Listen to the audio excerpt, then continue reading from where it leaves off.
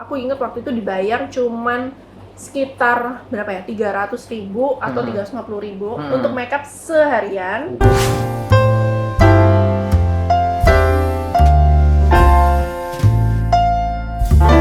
Kerja jadi makeup artist di Surabaya kayaknya susah banget ya, memang susah sih, kayak semua tuh pasti bandingin dengan bridal pada saat itu. Terus akhirnya ya dibilang hopeless, ya pasti pernah ya, Ivan pasti pernah kan di titik seperti itu gitu. Tapi akhirnya pada saat itu yang aku lakukan adalah ya Mas Edi cuma udah pokoknya kamu latihan terus, datang aja ke sekolah, kamu latihan sambil nunggu gitu. Maksudnya latihan ya udah semua cara aku coba, kayak ya ngomong ke teman, ayo jadi modelku yo, mau nggak buat contoh make up gitu. Biar bisa mungkin nanti saudaranya lihat atau gimana. Terus pelan-pelan terus itu lama banget lah, pokoknya lama kok, nggak langsung. Dan pada saat itu aku cuma bisa berharap jujur ya cuma sama Tuhan pada saat itu. Dan pada saat itu aku juga nganggur kan, jadi aku sempetin tiap pagi ikut misa pagi di gereja, karena pada saat itu gerejaku kan di Ngagel, SMTB itu waktu itu kalau di Katolik kan memang ada misa harian ya. Nah pada saat di SMTB itu cuma ada misa pagi 5:30, itu sampai aku bela-belain, aku tiap hari ke gereja. Karena sekarang udah ada yang sore, dulu tuh nggak ada. Udahlah pokoknya aku berdoa, karena menurut aku di saat aku down, aku tuh cuma bisa cerita tuh sama Tuhan. Ya, karena cuma Tuhan yang bikin aku tuh kayak tenang gitu, nggak jadi stres gitu. Nah terus pelan-pelan, aku lupa aku dikenalin siapa. Aku dikenalin sama Max Moire Foto. Oh teman aku Niki, aku masih ingat banget. Max Moire Foto ini salah satu fotografer juga yang paling rame di Surabaya kan. Betul. Nah, jadi pada saat itu Max butuh makeup artist yang bisa diajak kerjasama untuk masuk paketan. Jadi intinya dulu itu di Surabaya, kalau nggak paketan itu nggak laku. Udah kuncinya gitu.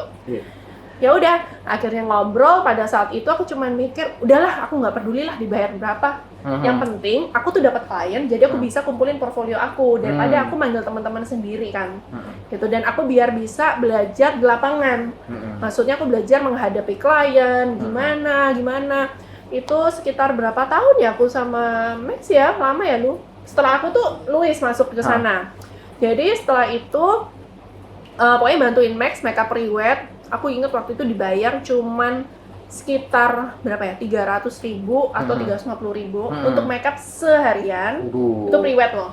Dan di situ tugas aku waktu di Moir itu aku nggak cuma makeup, stylistin kayak jazz gitu. Jadi aku tuh tugasnya di sana itu bukan makeup aja. Jadi memang Max butuh orang yang bisa stylistin sama make up. Serabutan. Jadi iya, serabutan. Jadi aku juga pernah mengalami jadi stylist. Jadi udah bayangin udah make up, aku harus mikirin baju klien. Dan zaman dulu ya orang prewed itu baju, kalau sekarang kan simple, 3 baju selesai. Ya, mereka betul. tuh sehari bisa minta 10 outfit. Bayangin, 10 outfit sehari. Capek ya? Beneran, jadi aku udah pernah ngerasain itu. Tapi pada saat itu aku bukan mengeluh karena Moir membayar aku murah, tidak. Justru aku bersyukur karena dari situ aku juga bisa banyak pengalaman menghadapi klien-klien gitu. Karena jujur waktu itu klien-kliennya bukan yang kayak klien-klien sekarang yang ngerti gitu loh. Dulu juga nuntutnya pasti banyak, ya itu wajar lah, manusiawi kan. Nah dari situ pelan-pelan, jadi aku dulu awalnya makeup pre-wed, pre-wedding dulu. Oh, pre-wedding dulu, oke. Berapa tahun ya aku di pre-wed itu ya? Lupa aku, kayak 4-5 tahun lah di pre-wedding. Itu kayak nggak pernah di rumah. Makeup pre-wed itu jujur ya, itu berat banget. Bangun itu selalu kita paling pagi, tidur kita tuh paling malam, dan istilahnya kita itu udah jadi kayak pembantunya klien lah. Gitu. Dan memang aku tuh terbiasa kalau kerja kan, aku tuh nggak bisa yang diam. Jadi meskipun kayak lagi nemenin orang pre-wed, ya aku bantu bawain tas, aku bantu apa gitu ya. Mungkin nggak semua orang ya. Jadi sebenarnya si Moir Max juga terbiasa kerja dengan cara kerjaku. Dia juga merasakan perbandingannya di saat dia bekerja dengan makeup artist lain yang nggak helpful. Tapi sebenarnya itu hak mereka, karena kan tugasnya mereka tuh cuma make up sebenarnya memang. Tapi kadang aku mikirnya kalau aku membantu biar cepat selesai, biar cepat pindah ke lokasi lain gitu loh. Ya udah, terus dari sana, terus aku mulai akhirnya ada Instagram. Nah dari situ kan aku dapat portfolio kan, dari portfolio pelan-pelan mulailah ada yang bertanya. Nah pas aku udah ngerasa aku udah bisa masuk benar-benar ke wedding, akhirnya aku memutuskan keluar. Maksudnya nggak kerja sama lagi sama Max, karena aku keluar itu aku juga rekomen ke Mac, kamu pakai aja murid-muridnya Mas Edi. Karena biar aku juga bilang ke Mas Edi, biar anak-anak dari Mas Edi juga punya pengalaman kayak apa namanya, kayak orang kerja itu mau nyoba training ya. Ya, ada masa trainingnya gitu ya. Ada masa training. Nah, salah satunya adalah ya ini Luis tadi, terus kayak tim-tim aku juga semua yang Jackie, Seville juga udah pernah ngerasain kerja sama Max semua. gitu. Nah, intinya setelah itu kenapa kok aku keluar? Karena pada saat itu sebenarnya udah banyak yang mau make up, tapi karena aku udah nerima klien-klien dari Priwet, otomatis kan aku nggak bisa nerima kan. Nah, tapi kalau misalnya aku nolakin terus, nah akhirnya nanti aku stuck jadi makeup Priwet aja gitu. Nah, aku harus ngatur lagi manajemen aku gimana gitu. Jadi aku udah mulai punya manajemen, peraturan itu memang diperlukan gitu. Nah, jadi setelah itu pelan-pelan masuklah manajer aku yang namanya Ciyuna, itu cici aku sendiri kan, karena aku udah ngerasain kayaknya nggak bisa deh kalau aku semua sendiri, karena pada saat itu aku masih terima Priwet dikit-dikit, apalagi perbedaan jam, klien nanya, mungkin aku tidur, nah nanti nggak dibales aja mereka udah kecewa, atau mungkin kok nggak niat ya gini ya. Padahal karena situasi aku kan nggak bisa standby terus, gitu, apalagi kan aku masih kerja Priwet gitu.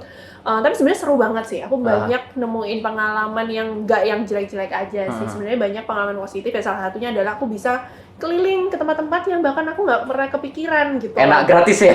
Ya meskipun memang anggapannya kan tiket gratis gratis, tapi memang jangan mikir jadi makeup Priwet itu gampang. Ya, yang effort yang kita keluarkan itu lebih berat, tanggung jawab kita ke klien tuh lebih berat banget. Itu butuh fisik yang benar kuat. Kayaknya sekarang aja aku disuruh ulang udah nggak kuat sih kayaknya. Capek ya? Capek banget. Sekarang pun aku nerima itu benar batasin. Yang benar temen baru aku mau terima. Gitu, karena benar capek banget. Dan aku ya sadar diri lah umur aku juga udah berapa gitu. Mending kan aku berikan area itu atau kerjaan itu, peluang itu ke teman-teman aku yang masih baru-baru, yang masih supaya bisa muda, belajar. ya, supaya mereka bisa belajar. Karena kan dari situ aku juga belajar bikin rambut. Karena kan kalau keluar negeri nggak bisa bawa orang. Jadi semua kita kerjain semua. Udah. Nah setelah dari situ, ya sebenarnya jalannya itu kalau ditanyain gimana cara tepatnya, jujur itu planning Tuhan sih.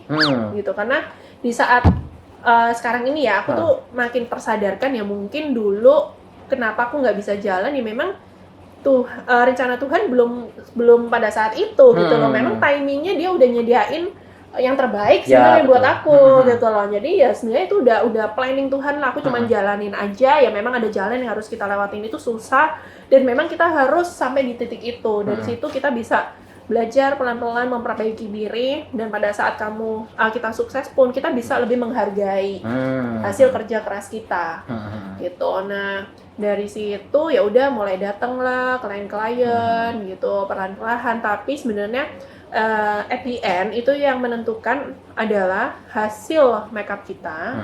Tapi yang terpenting lagi adalah attitude kita. Betul. Attitude ini benar-benar penting banget. Percuma kalau misalnya kita punya hasil make up yang bagus banget, tapi attitude-nya kita itu tidak baik. Orang itu, istilahnya apalagi klien ya, sebenarnya klien itu susah-susah gampang. Maksud aku gini, kadang kita udah memberikan yang terbaik, tapi sekalinya kamu bikin dia bete, dia tuh nggak bisa ngelihat hasil make up kamu itu jadi baik. Pasti yang dia cari itu adalah kekurangan kamu. Jadi mungkin misalnya makeupnya agak hilang dikit, mungkin karena keringet ya kan, mungkin ada sebab tertentu, bukan kesalahan dari makeup artist aja, itu bisa jadi masalah besar. Karena dia udah nggak suka sama kamu. Nah, tapi di saat klien itu benar suka sama kamu, makeup kamu yang biasa aja, dia tuh bisa benar-benar ngeliatnya itu, wah gila Malva ini bagus banget loh, ini bagus banget, semua orang bilang bagus dibanding ini, gini. Jadi memang kalau kerja jasa tuh menurut aku yang terpenting adalah kita harus bisa servis mereka tuh happy, bahagia dulu. Bukan berarti aku bilang makeupnya nggak usah bagus. Nah, tapi kalau didukung dengan makeup yang sangat bagus itu udah wah gila. Udah. Itu top, jadinya Malva teman-teman. Enggak. Aku yakin klien kalian nggak mungkin bisa lepas. Ya, gitu aja gitu loh. Jadi kuncinya adalah yang pasti adalah usaha keras. Itu pasti. Latihan terus meskipun belum ada klien atau apa. Nggak apa-apa, disyukurin aja. Cari sisi positifnya adalah Tuhan itu mau kita latihan terus. Mungkin Tuhan tahu kemampuan kita juga masih belum di sana. Daripada nanti dikasih klien, makeupnya malah nggak karu-karuan, yang ada nama kamu jelek, nah itu susah banget. Jadi pada saat kita mau branding diri kita ya, itu menurut aku harus kamu tuh udah siap. Jangan betul. kamu cuman aku butuh duitnya nih, asal aja padahal makeupnya masih kurang bagus. Maksa nih terima klien terus makeupnya kurang bagus. Akhirnya nanti klien itu ngomong ke ABC, janganlah makeup di sini. Padahal kamu udah jual murah lah, apalah. Poin intinya adalah di terakhir itu klien tuh ya intinya mau lihat hasilnya tuh bagus gitu loh. Nggak masalah kamu dibilang mahal pun, tapi kalau klien kalian merasa nggak apa-apa kok mahal, tapi aku suka banget, memang bagus banget. Beda daripada dicap sebagai makeup artist, udahlah makeup sama Malva aja. Kenapa? Murah banget soalnya. Itu bakalan sampai seterusnya. Kamu dicap orang itu makeup kamu tuh murah. Dia nggak mungkin bisa lihat hasil makeupnya. Gitu. Jadi kuncinya ya itu sih. Usaha keras, hasil makeup yang bagus, dan yang terpenting adalah attitude. Attitude ini bukan hanya ke klien, tapi ke orang-orang di sekitar kita pada saat kita kerja, ke sesama vendor. Karena kita ini kerjanya nggak melulu sendiri, ya, butuh teamwork juga. Jadi penting banget, sangat disayangkan banyak makeup artist mungkin yang bagus-bagus, tapi mungkin nggak sadar ya, mungkin kaget ya, tahu udah terkenal atau apa, terus kurang humble mungkin, atau attitude-nya kurang bagus, kurang bisa ngomong sama orang, itu sayang banget. Betul, karena menurut aku tuh attitude yang paling penting sih.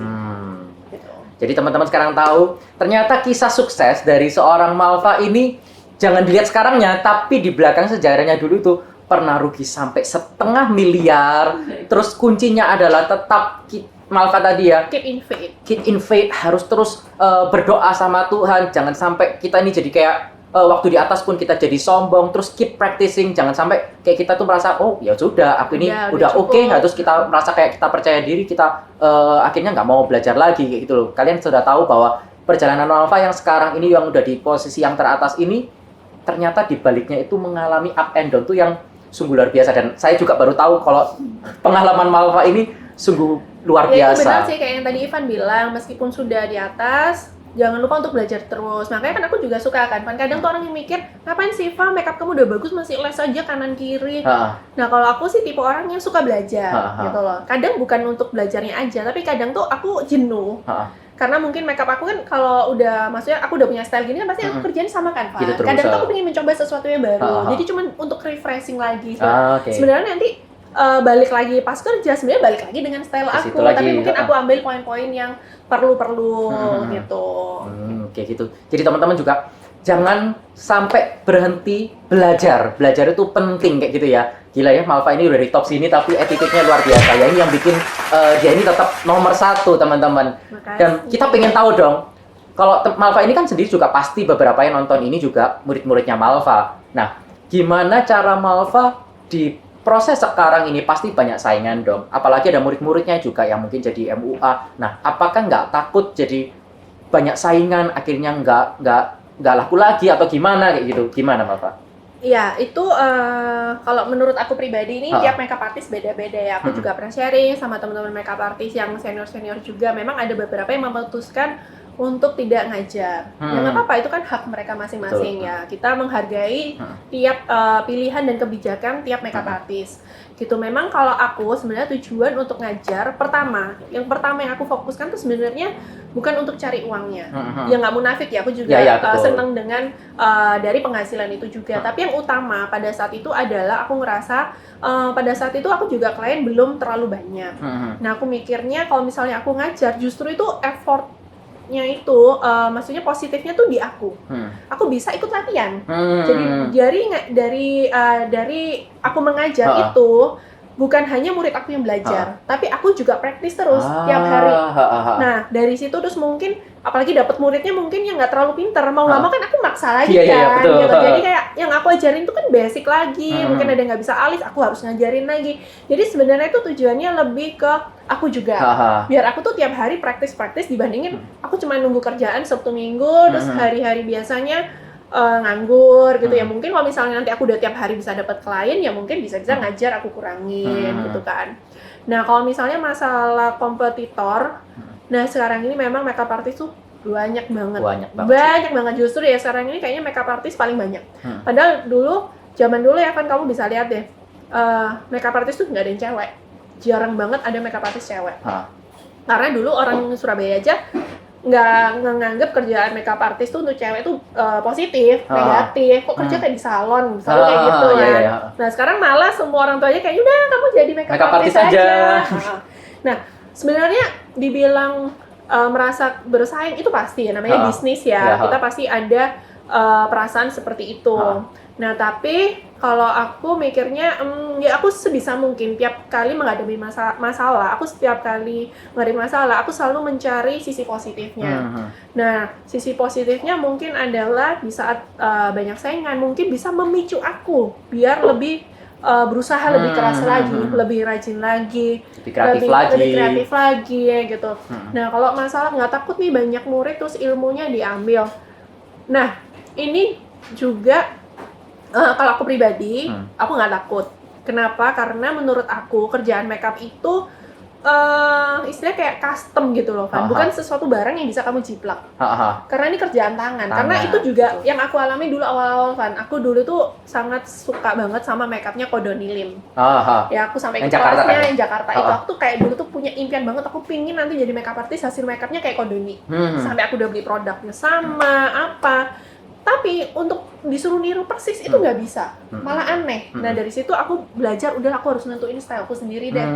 Nah itu malah aku bisa membuat makeup yang lebih bagus, karena kan tangannya beda. Untuk membuat yang sama persis tuh pasti nggak bisa gitu. Nah jadi aku merasa ya aku nggak takut untuk sharing karena kerjaan makeup ini nggak bisa ditiru gitu. Dan kalau masalah rezeki ya udah pasti aku percayakan sama yang di atas gitu loh. Tuhan pasti udah nyediain porsinya masing-masing gitu loh. Nah terus aku juga ada perasaan aku bisa sampai sekarang pun jujur itu aku dapat sharing banyak dari teman-teman makeup artist juga. Nah jadi aku merasa ya aku aja dulu sukses karena aku dapat sharing gitu loh. Kenapa sekarang aku nggak mau sharing gitu loh. Jadi aku ya isinya aku takut juga sama Tuhan, kamu ini udah dikasih berkat dari teman-teman kamu yang lain, sekarang kok kamu nggak mau jadi berkat juga untuk orang lain, istilah itu kayak gitu. Nah jadi kalau masalah persaingan buat teman-teman nggak usah takut, ya wajar untuk takut tuh wajar, tapi jangan terjebak di perasaan ketakutan, tapi lebih baik berusaha lebih keras, berusaha lebih kreatif, bersainglah dengan positif, jangan bersaing dengan cara negatif. Semuanya harus bersaing dengan positif. Kayak aku sama tim aku sendiri aja, jujur kita ini bersaing. Kita bersaing meskipun sama tim sendiri. Ya gitu. juga ya, iya benar ya. Itu justru sebenarnya saingan terberat aku itu bukan orang luar, tapi tim aku sendiri sebenarnya. Karena dia udah tahu istilahnya dalam-dalamnya aku kan, gitu. Tapi ya udahlah gitu loh, kita bersaing secara sehat. Gitu. Yang teman-teman yang saya bisa tangkap ya dari Malva ini yang sudah top ini adalah sikap hati. Jika sikap hati kita benar, percaya deh rezeki itu pasti Tuhan udah atur. Kayak kita nggak mungkin dong tiba-tiba Tuhan itu bisa ngatur rezeki Malva anjlok kayak gitu, nggak mungkin. Karena sikap hati Malva ini sudah benar. Dia di posisi atas pun dia nggak menjadi orang yang sombong, bukan menjadi orang yang semena-mena. Hari ini juga ya bersyukur kayak gitu ya, cerita Malva ini bisa menginspirasi teman-teman semua dan menginspirasi diriku sih sampai sekarang kayak gitu loh. Dan pasti teman-teman juga kepo kayak gitu ya, Malva ini kayak setahu aku ya, kalau kita jangan ngomong masa corona ya, tapi masa sebelum corona ya, kayaknya hampir setiap hari kayak dia ada klien ya. Pasti pengen tahu kan, 1 bulan ini klien Malva ini berapa sih Malva? Oke, kalau misalnya berapa klien pastinya, jujur, kalau misalnya aku kan lebih ke makeup wedding ya, Pak ya. Mungkin kalau misalnya di Jakarta gitu kan nggak melulu perjalanan makeup tuh untuk wedding. Kita ini ada musim rame, ada musim sepi. Gitu. Jadi biasanya musim ramenya kita tuh di akhir tahun. Oh iya itu. Di akhir tahun tuh musim orang nikah gitu. Kalau dihitung sebenarnya justru di saat aku udah mulai stabil, Van, aku tuh lebih membatasin. Jadi aku lebih mentingin kualitas makeup kepuasan juga ke customer. Kepuasan juga, service juga ke customer gitu. Mungkin kalau dulu waktu makeup aku masih awal tuh aku jual makeup tuh 100 ribuan. Makeup pesta 100 ribu. Murah sekali. Tahun berapa itu? Itu awal-awal tuh kayaknya 2014 gitu, 2013. Udah gitu. Bisa kawin loh makeup 100 ribu.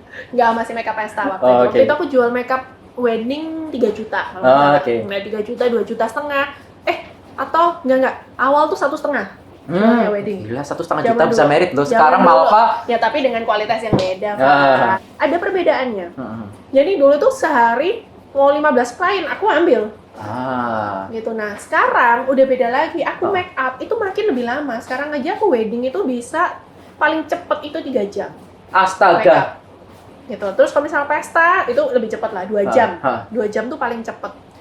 Nah, akhirnya kan otomatis klien aku juga berkurang ya, Van ya. Betul. Gitu loh. Dan kenapa kok make upnya jadi lama sih, Van? Sekarang orang dulu bisa sejam. Ya itu tadi, mungkin dulu kan cuma asal-asalan ya, Van. Nggak terlalu rapi, nggak terlalu mikirin harus gimana-gimana. Ya pokoknya make up aja dapat duit gitu mungkin kan. Nah, jadi kalau sekarang sih jujur untuk wedding, aku memang bisa terima 2 seharinya. Tapi aku nggak maksa. Jadi kalau misalnya jamnya mepet, aku udah ngomong sama manajer aku, oh jangan diterima lah. Aku tuh nggak suka kalau misalnya kerjanya itu deg-degan gitu, Van. Karena tanggung jawabnya, gitu ya? karena tanggung jawabku ke klien tuh besar banget, apalagi itu wedding day.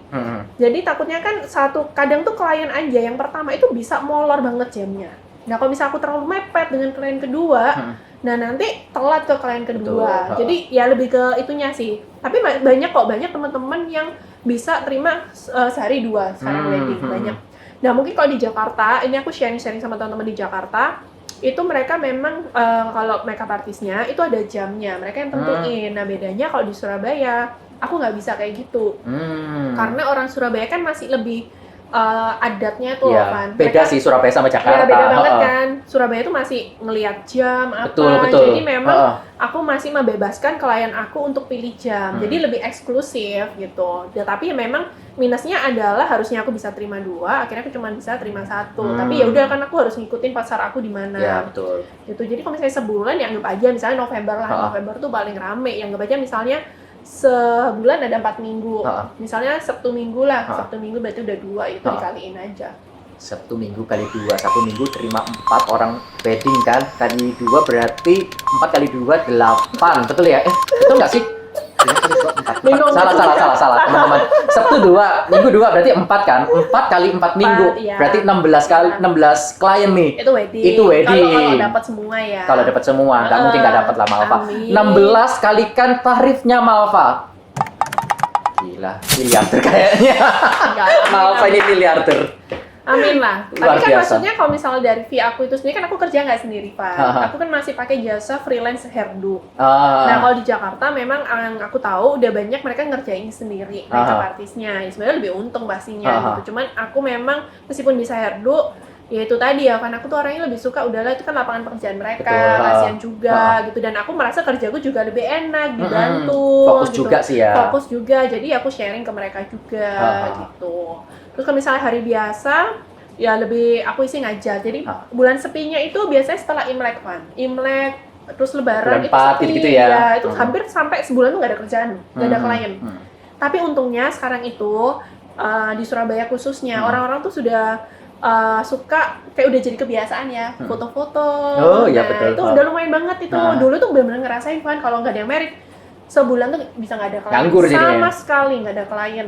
Nah terus aku tutup juga dengan kelas. Makanya aku terima kelas daripada aku nganggur kan lumayan. Maksudnya lumayannya bukan uangnya aja, tapi aku bisa latihan, praktis terus betul. gitu. Karena aku nih nggak bakat, Van, jujur. Aku tuh makeup nggak bakat. Jadi sekalinya aku berhenti itu kaku.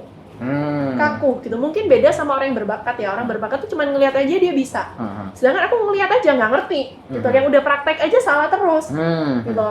Jadi buat temen-temen jangan mikir aku nggak bakat, aku nggak mau make up gitu. Coba aja. Usaha. Yang penting tuh berusaha. Pasti bisa kok. Kalau ada kemauan pasti bisa. Semua itu awalnya pasti sulit. Aku pun dulu awal make up ya sulit banget, kan. Gitu. Cuman lama-lama kalau kita latihan, kita terbiasa, pastinya lebih tidak sulit. Tidak sulit. Kayak gitu teman-teman, luar biasa ya. Hari ini belajar banyak banget dan bisa menghitung nih aset Malva ini berapa kayak gitu ya. Jadi Malva juga pengen tahu nih, kan Malva ini suami kan juga kerja. Malva juga kerja. Nah, pasti orang-orang nih bingung nih, gimana cara ngatur keuangannya dari dalam keluarga, Malva? Dulu yang ini jujur, ini tahu ini karena putus cinta, stres. Jadi suamiku tuh orang terkebal. Karena mungkin dia cowok ya. Kalau cowok tuh suamiku tuh tipe orang yang nggak pernah pakai perasaan sih orangnya. Udahlah ngapain sih drama-drama, udahlah nggak usah didengerin. Aku sempat menolak Angga, kan. Malva dan Angga suaminya ini berbeda agama. Bagaimana cara Malva dan suami menghadapi hal ini? Bagaimana untuk menyelesaikan masalah-masalah yang ada di rumah tangga?